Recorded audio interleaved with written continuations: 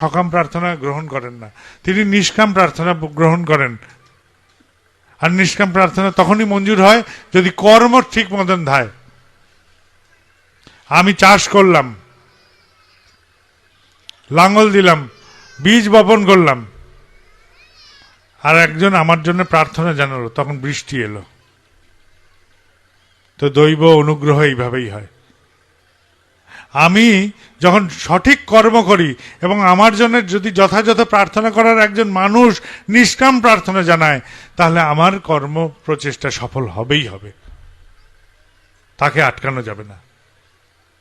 তাহলে আমি আমার জন্য শুধু প্রার্থনা করলে তো পূরণ হচ্ছে না, আমার জন্য প্রার্থনা করার একজন মানুষ দরকার, যিনি এই প্রার্থনাটা জানাতে পারেন, পরিবেশকে জানাতে পারেন যে হ্যাঁ বাবাইদার এই অসুবিধা হয়েছে, এটা করে দাও ঠাকুর। ভগবান, ওই মানুষটার এই অসুবিধা হয়েছে, এটা